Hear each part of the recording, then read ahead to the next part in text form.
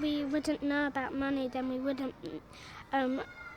If we go into a shop, we'd probably steal it because we didn't know that you had to pay for stuff.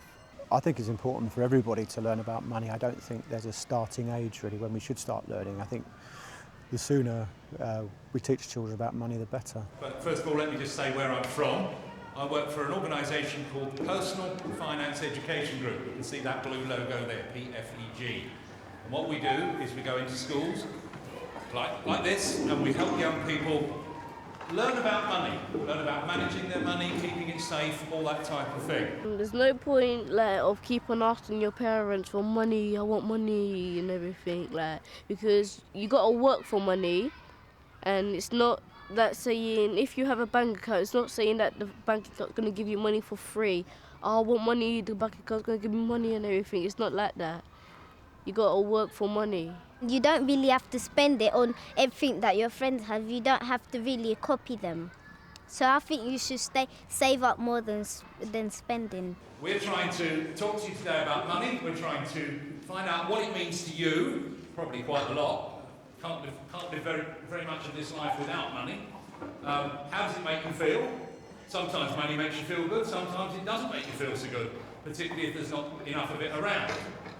And we're going to finish the morning by finding out what topics you would like to learn about at school, what sort of financial and money topics you would like to learn about, and we'll be feeding that information back to your teachers in due course. It gives us a valuable input into the curriculum, opening the teachers' eyes to a range of activities that maybe we haven't generated ourselves, and having external agencies in to give some sort of professional input that we can go back to our classes and share, and I will go back and share with my peers. Okay, so you have got a range of paper money, and we've got some coins, some large-sized coins. Obviously they've got their values on them. Now, what's going to happen in this little exercise is that I'm going to put some items and some prices up here, and what I want you to do on your table is pay for them, basically. And the first item is a pair of Charles jeans from Matalan, which comes out at, are you ready? Work it out. Exact money, you're not going to get it. And another £12.50, go and get your jeans. I'm one of 7 partners in an accountancy firm with 35 staff up in town, and saw a note in the Institute of Chartered Accountants magazine asking for people to volunteer their time, and been going to about a school every 2 months ever since, really enjoying it. I think the fact that it's people from outside coming in, professional people, offering us a programme that's completely different from anything we do in school, I think it's fantastic. I'm going to show you some short DVD clips about Lily and Ben, and at the end of the clip you get to choose what happens next. All right, there's 2 possible choices. So after you've seen the clip, we want you just to have a chat on your table, and then you need to decide as a group which option you want to happen next. Izzy, just the person I wanted to speak to. Guess what?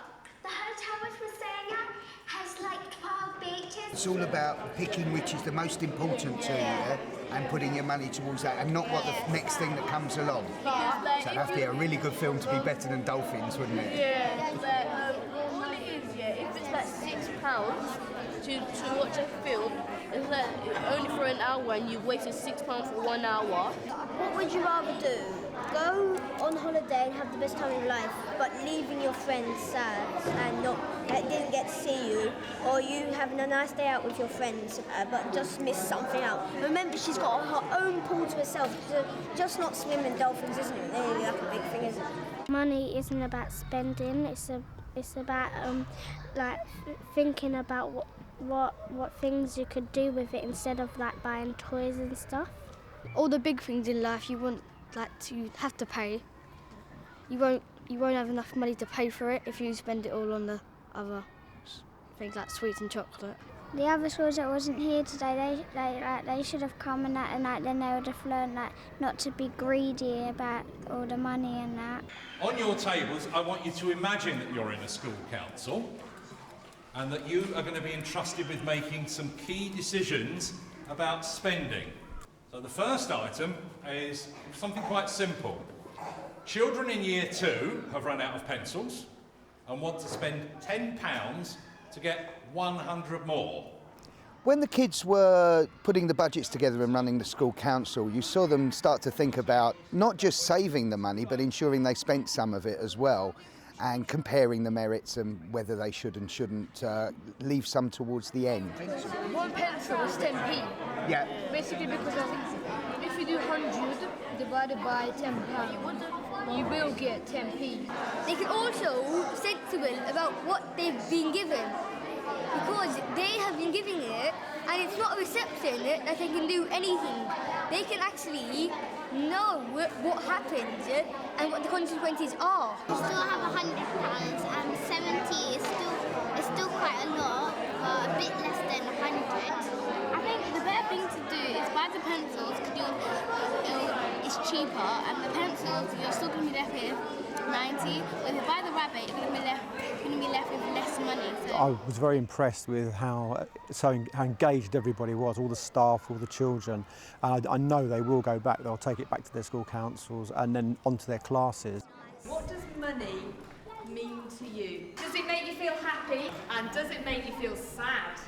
So what we're going to do is give you some post-it notes, and we'd like to write your thoughts down on those post-it notes. When you looked at the comments they were putting up at the end, a lot of the children knew that lack of money was a problem, and not having it makes them a bit sad and not able to do things. I feel happy when I have enough money to live on.